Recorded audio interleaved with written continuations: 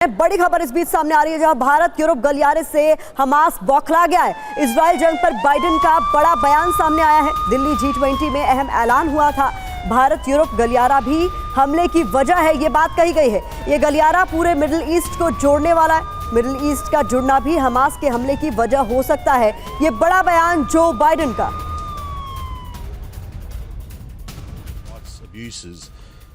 I'm convinced one of the reasons Hamas attacked when they did, I have no proof of this, just my instinct tells me, is because of the progress we were making towards regional integration for Israel and regional integration overall.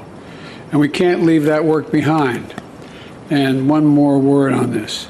I continue to be alarmed about extremist settlers attacking Palestinians in the West Bank, that pouring gasoline on fire is what it's like. This was a deal. The deal was made, and they're attacking Palestinians in places that they're entitled to be. And it has to stop. They have to be held accountable, and it has to stop now. If I may very quickly, in the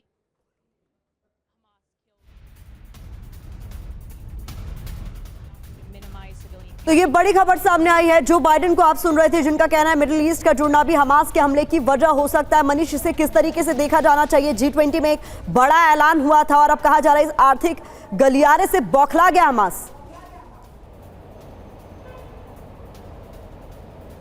देखिए, दशकों से चल रहे इस संघर्ष में जिस तरीके से अचानक ये डेवलपमेंट हुआ कि 7 अक्टूबर को हमास ने हमला किया, उससे तो लगता यही है कि दरअसल पर्दे के पीछे कुछ दूसरे प्लेयर हैं, वो प्लेयर जिनको ये पसंद नहीं आ रहा था।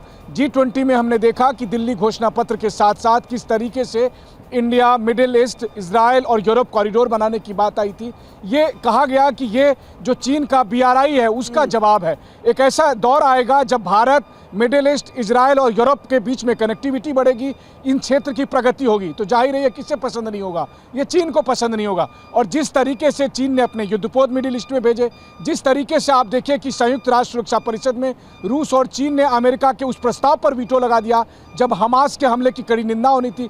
तो चीन जैसे पर्दे के पीछे से एक्टिव है, उसे देखकर तो यही लगता है कि हमास को पीछे से किसी ने पुश किया है, जोरदार दबाव दिया गया है कि कुछ ऐसा कत्लेआम मचाओ कि ये कॉरिडोर न बन पाए। उसी तरह I2U2 था, या इजराइल और सऊदी के बीच में अच्छे संबंध बन रहे थे। तो कुल मिलाकर देखा जाए तो आज की तारीख में चीन जैसे प्लेयर ऐसे हो सकते हैं जिसने इस पूरे, अगर आप कहूँ तो इस पूरे विवाद में जो है सो पूरी तरह से उसको उलझाया, उसको सुलगाया और इतना बड़ा तूफान खड़ा कर दिया, और अभी पर्दे के पीछे से बैठकर सब कुछ देख रहा है। बहुत बड़ी बात आपकी तरफ से भी कही जा रही है। तो जो बाइडेन का ये पूरा बयान हमने आपको बताया है।